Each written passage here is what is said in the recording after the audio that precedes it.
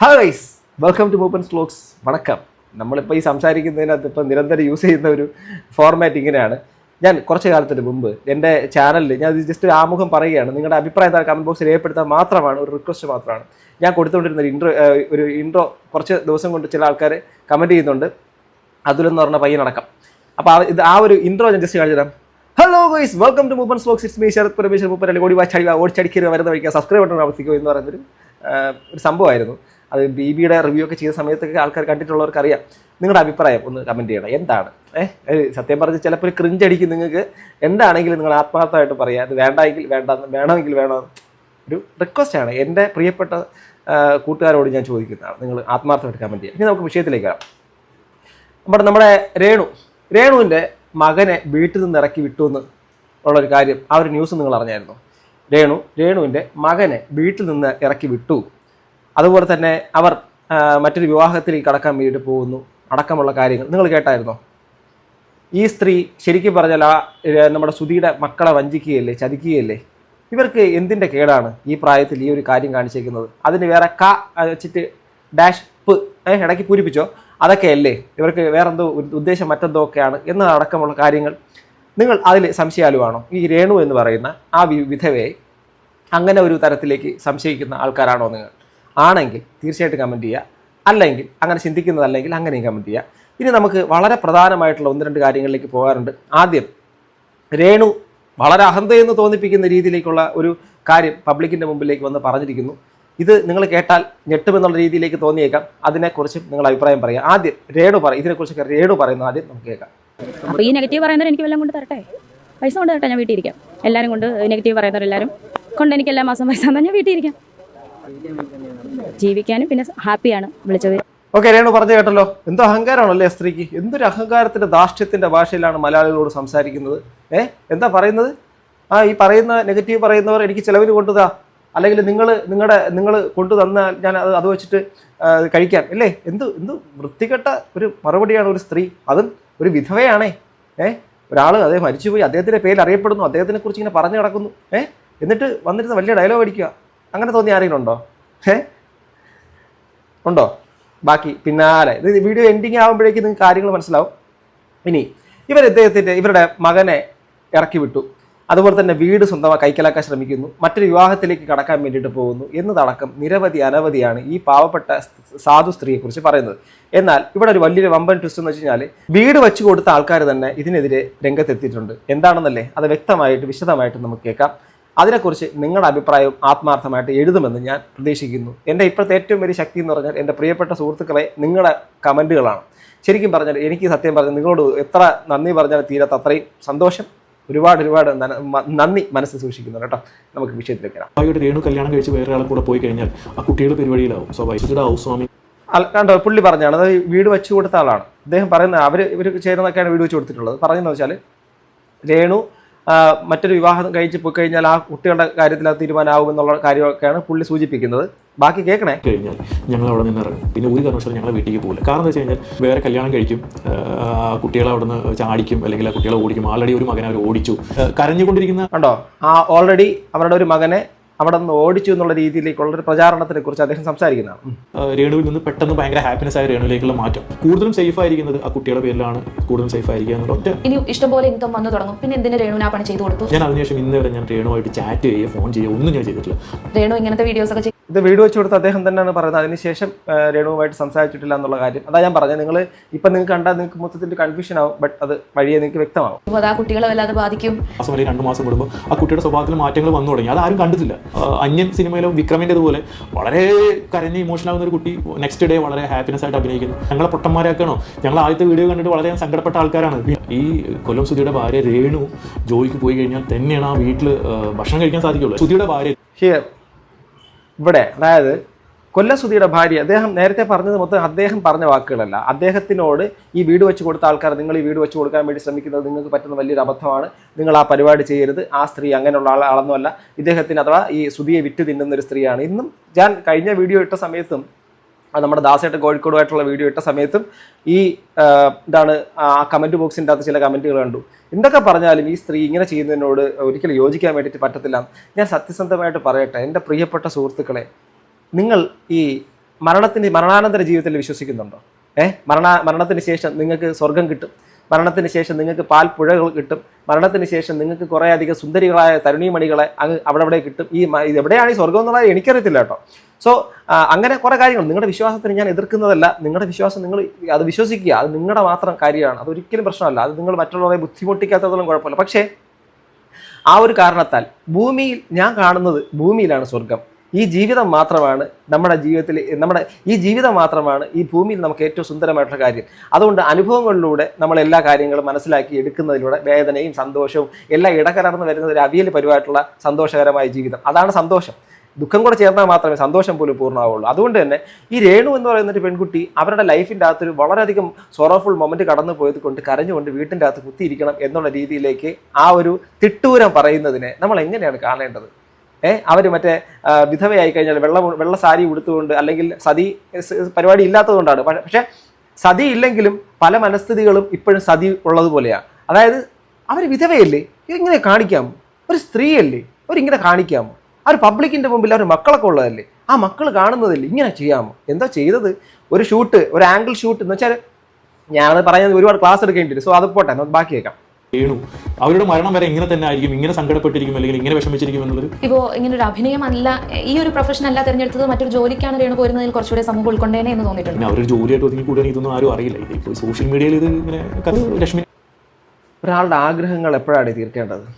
Cancer വന്നതിന് ശേഷം, മാരക രോഗങ്ങൾ വന്നതിന് ശേഷം, കിടപ്പിലായതിനു ശേഷം, നമുക്ക് വളരെ വലിയ മഹാരോഗങ്ങൾ വന്നതിന് ശേഷം മാത്രം അയ്യോ ഞാൻ ജീവിക്കാൻ മറന്നുപോയല്ലോ, ഞാൻ അല്ലെങ്കിൽ എൻ്റെ വ്യക്തിയെ, ഞാനെന്ന വ്യക്തിയെ ഞാൻ ആസ്വദിക്കാൻ മറന്നുപോയല്ലോ, ഞാനെന്നുള്ള വ്യക്തിക്കുള്ള മോഹങ്ങൾ, ആഗ്രഹങ്ങൾ, അതിനെ സാറ്റിസ്ഫൈ ചെയ്യാൻ മറന്നുപോയല്ലോ, ഞാനെന്നുള്ള വ്യക്തി ഇത്രയും കാലം ജീവിച്ചു, പണമുണ്ടാക്കി, മറ്റ് പലതും നേടി, കാറ്, വീട്, സ്വത്ത്, വകകളെല്ലാം നേടി, ഞാനിപ്പോൾ കിടപ്പിലുമായി, എനിക്കിപ്പോൾ അതുകൊണ്ട് ഒരു ഉപയോഗവുമില്ല, ഞാൻ എന്തിനാണ് ഇനിയുള്ള കാലം ഇങ്ങനെ കിടന്ന് ജീവിക്കുക?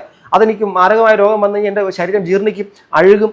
അതുപോലെ തന്നെ എന്നെ നോക്കുന്നവർക്ക് പോലും എന്നെ നോക്കാൻ പറ്റാത്ത രീതിയിലേക്കുള്ള അവരുടെ മുഖം നമ്മൾ കാണണം, നടതള്ളൽ കാണണം, നമ്മൾ വെറുപ്പ് കാണണം. ഇതെല്ലാം നമ്മൾ കണ്ട് നമ്മൾ മുന്നോട്ട് പോകണമെന്നാണ്. ജീവിതത്തിൽ ആരോഗ്യമുള്ള സമയത്ത് ആഗ്രഹങ്ങളെ സബലീകരിക്കാൻ വേണ്ടി ശ്രമിച്ചിട്ടില്ലാത്തവൻ മണ്ടൻ എന്നല്ലാതെ ഞാൻ പറയത്തില്ല. എത്ര കോടികൾ നിങ്ങൾ നേടിയാലും ജീവിതത്തിൽ ആരോഗ്യമുള്ള സമയത്ത് ആരോഗ്യത്തിനെ പരമാവധി നിലനിർത്താൻ ശ്രമിക്കുക.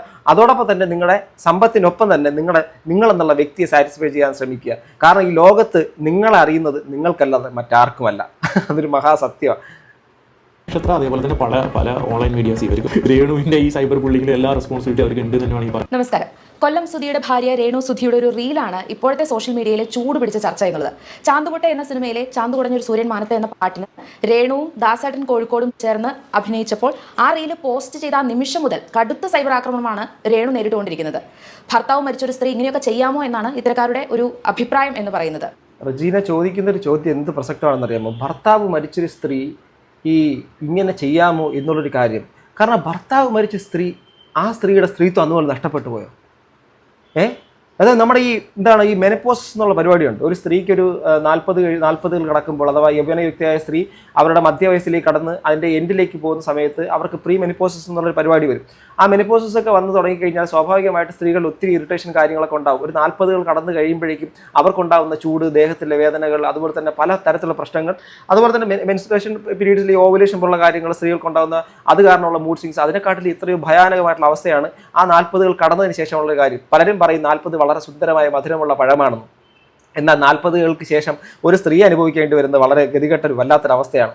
അതിനെ ഓവർകം ചെയ്യാൻ വേണ്ടിയിട്ട് അവർ പബ്ലിക്കിൻ്റെ മുമ്പിലേക്ക് എനിക്കൊരു കുഴപ്പമില്ല, ഞാൻ ഇപ്പോഴും എൻ്റെ ജരാതരകൾക്ക് ഒരു പ്രശ്നമല്ല, എനിക്ക് യൗവനം നഷ്ടപ്പെട്ടിട്ടില്ല, ഞാൻ ഈ ഭൂമിയിൽ വളരെയധികം സുന്ദരിയായിട്ട് മാറുന്ന സമയമാണിത്, അതുകൊണ്ട് ഞാൻ വളരെ മുന്നോട്ട് പോകാൻ ഇനിയും ആഗ്രഹിക്കുന്നു, എൻ്റെ സന്തോഷങ്ങൾ കണ്ടെത്താൻ ആഗ്രഹിക്കുന്നു എന്ന് പറഞ്ഞുകൊണ്ട് ഒരു സ്ത്രീ ഒരു പ്രഖ്യാപനം നടത്തുന്നത് പോലത്തെ ഒരവസ്ഥയാണിത്. അത് അവരുടെ കഴിവുകേടോ ഗതികേടോ ഒന്നുമല്ല. അവർക്ക് അതിന് ശേഷവും അവരെ തന്നെ വിശ്വസിപ്പിക്കുകയാണ് എനിക്കൊരു കുഴപ്പമില്ല എന്നുള്ളതാണ്. ആ അതിജീവനത്തിൻ്റെ ഒരു സംഭവമുണ്ട്. നമ്മൾ ഇവോൾവ് ചെയ്യുന്ന ആൾക്കാരാണ്. We are evolving species. നമ്മൾ ഇവോൾവ് ചെയ്ത് പോകുന്ന ആൾക്കാരാണ്. സർവൈവൽ ഓഫ് ദ ഫിറ്റസ്റ്റ് എന്ന് ഡാർവിൻ പറഞ്ഞതുപോലത്തെ ഒരു സാഹചര്യം. അതിൽ നമ്മുടെ ഈ പുള്ളിക്കാരത്ത് ഇവോൾവ് ചെയ്യണ്ടേ?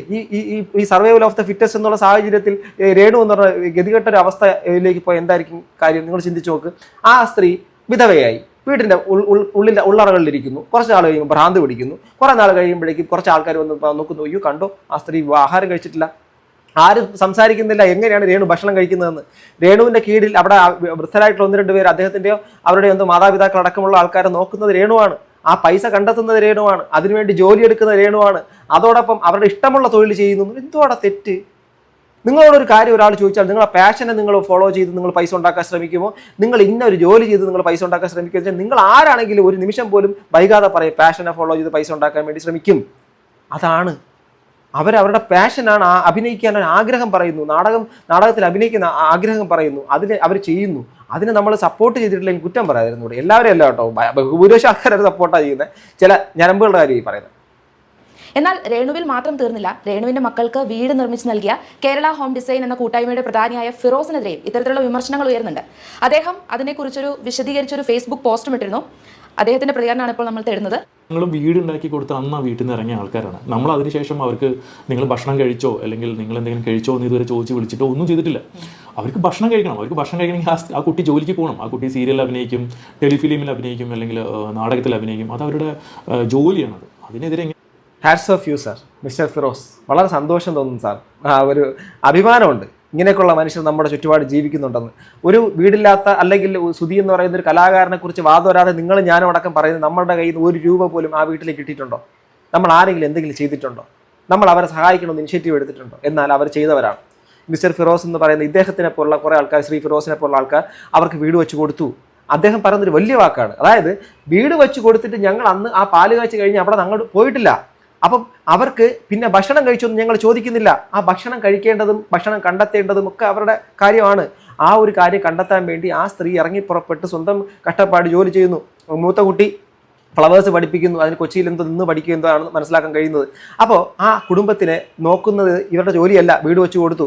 അപ്പം ആഹാരം കണ്ടെത്താൻ വേണ്ടിയിട്ട് ശ്രമിക്കേണ്ടത് രേണുവിൻ്റെ ജോലി ആയതുകൊണ്ടും രേണുവിൻ്റെ കാര്യമായതുകൊണ്ടും രേണു അവർ സ്വാഭാവികമായിട്ട് ഇഷ്ടമുള്ള കാര്യത്തിലൂടെ പണം ഉണ്ടാക്കി വീട്ടിലെ പട്ടിണി മാറ്റുന്നു.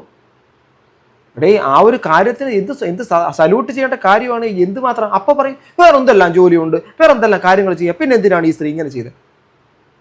നിങ്ങൾക്ക് ഒരു പാഷൻ ഇല്ലാത്തവരായിരിക്കും ഇങ്ങനെ പറയുന്നതാണ്. കാരണം അടുക്കളകളിലേക്ക് ജീവിതം ഒഴിഞ്ഞു വയ്ക്കപ്പെട്ട ഒരുപാട്, ഞാൻ ആ ഫ്രസ്ട്രേഷൻ വാക്കുകൾ പറയുന്ന ആൾക്കാരെയും കുറ്റപ്പെടുത്തുന്നില്ല. സാഹചര്യങ്ങൾ കാരണം വീട്ടിൻ്റെ അടുക്കളകളിൽ തളയ്ക്കപ്പെട്ട സ്ത്രീകളായിരിക്കാം ഈ ഫ്രസ്ട്രേഷൻ പുറത്ത് കാണിക്കുന്നത്. പക്ഷേ ഈ വേറെ കുറച്ച് ആൾക്കാരുണ്ട്, ചില മതത്തിൻ്റെതായിട്ടുള്ള തീവ്ര മനസ്ഥിതിയും അന്ധതയും കാരണം അവർക്ക് ഈ സ്ത്രീകൾ ഇങ്ങനെയൊക്കെ ചെയ്യുന്നത് കാണുമ്പോഴേക്കും ആസ്വദിക്കും. നമ്മൾ സണ്ണി ചേച്ചി ഉയർ അക്ക മറ്റത് മറിച്ച് സണ്ണി ചേച്ചി വന്നാൽ നമ്മൾ കാണും, കൂടെ ഒന്ന് ഫോട്ടോ എടുക്കും, ഫേസ്ബുക്കിൽ പോസ്റ്റും ചെയ്യും. പക്ഷെ നമ്മളിവിടെ സണ്ണി ചേച്ചി മിയ ഖലീഫയെ സപ്പോർട്ട് ചെയ്യുന്ന സമയത്തും ഇവിടെ വന്ന് നിൽക്കുന്ന രേണുവിനെ പോലുള്ളവർ അവരെ ഒരു തരത്തിലും മോശമാവുന്ന, എക്സ്പോസ്ഡ് ആവുന്ന ഒരു കാര്യം ചെയ്യാതെ അവരെ കല്ലെറിയാൻ വേണ്ടി ശ്രമിക്കും. കാരണം അത് രേണു എന്ന് പറഞ്ഞൊരു വിധവയാണ്, അവരൊരു സ്ത്രീയാണ്. ഈ പ്രായമെത്തിയ രണ്ട് കുട്ടികളൊക്കെ അവരുടെ താഴെയുണ്ട്. അവരിങ്ങനെ ചെയ്യാൻ പാടില്ല. അവിടെയാണ് പ്രശ്നം കിടക്കുന്നത്, അവിടെയാണ് പ്രശ്നമുള്ളത്. സൈബർ ആക്രമണം ചെയ്യുക, അതിൽ ഞങ്ങളെയും കൂടെ വലിച്ചിഴക്കുക, ഞങ്ങൾ ചെയ്ത് വലിയൊരു തെറ്റാണ് എന്ന് വരുത്തി തീർക്കുക. അതുകൊണ്ടാണ് അങ്ങനെ ഒരു പ്രതികരിക്കേണ്ട ഒരു സാഹചര്യം ഉണ്ടായത്. ഈ വിമർശനങ്ങളിൽ ഏറ്റവും സ്ട്രൈക്ക് ചെയ്ത വിമർശനം ഏതായിരുന്നു? എന്തുകൊണ്ടാണ് പെട്ടെന്ന് ട്രിഗറായി ഇങ്ങനെ ഒരു പോസ്റ്റ് ഇടാമെന്ന് തീരുമാനിക്കുന്നത്? ഇത് നിരന്തരമായിട്ട് സംഭവിച്ചുകൊണ്ടിരിക്കുന്ന കാര്യമാണ്.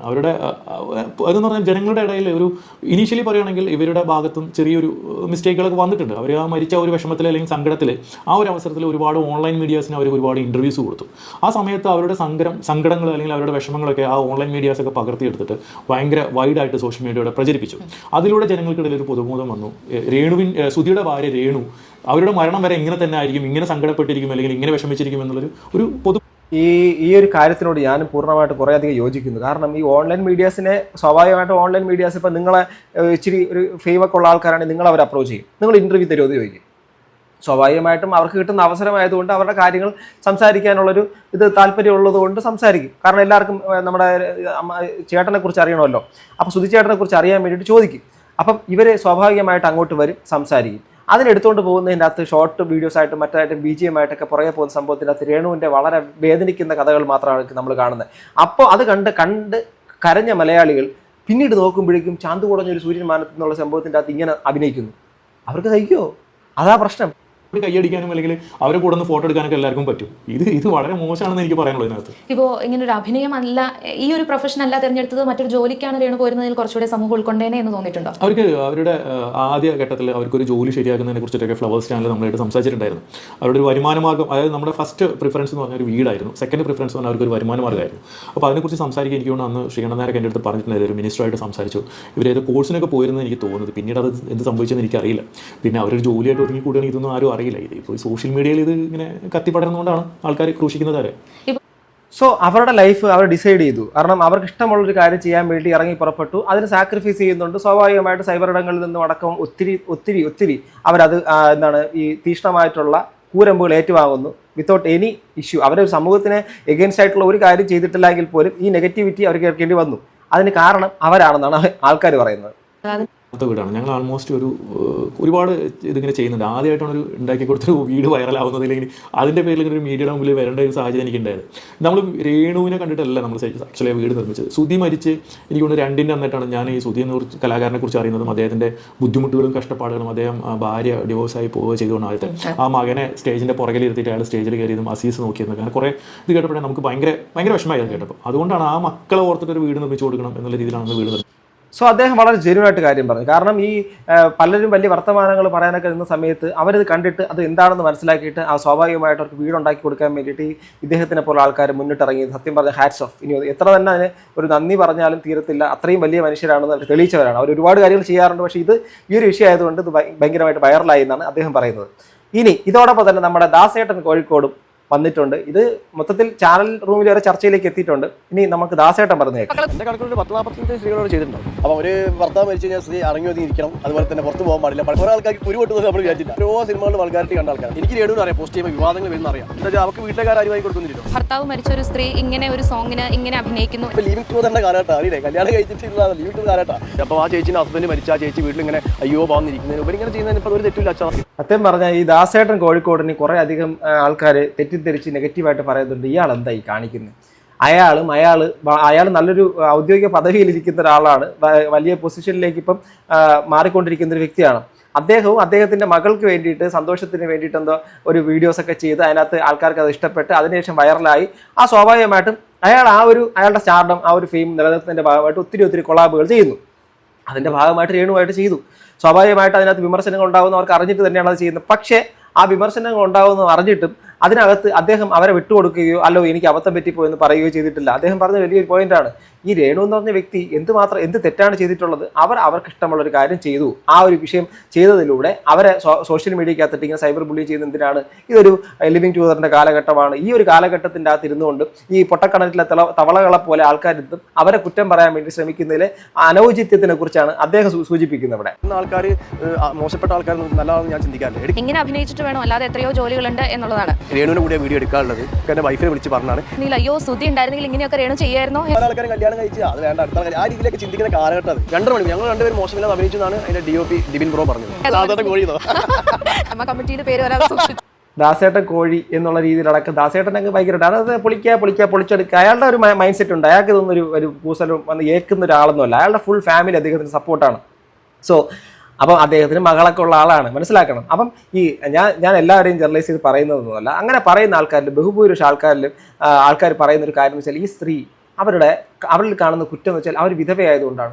ഈ നമ്മളിപ്പം എന്താ പറയുക, ഈ വിവാഹം കഴിഞ്ഞിട്ട് ഭയങ്കര വിധവയായിട്ടൊക്കെ മാറിയിട്ട് സമൂഹത്തിൽ വളരെ സോഷ്യൽ സ്റ്റാറ്റസ് ആയിട്ട് നിൽക്കുന്ന ആൾക്കാരെ ഭയങ്കരമായിട്ട് പൊക്കി പറയുന്നു. അത് ഞാൻ പറഞ്ഞില്ലേ, ഇപ്പം ഈ സണ്ണി ലിയോണിൻ്റെ കാര്യം തന്നെ നമുക്ക് എടുക്കാം. അവർ ചെയ്ത കാര്യങ്ങൾ അവരുടെ പ്രൊഫഷൻ്റെ ഭാഗമായിട്ടായിരിക്കാം. ഞാനും അവരെയും കുറ്റമായിട്ടും പറയുന്നില്ല.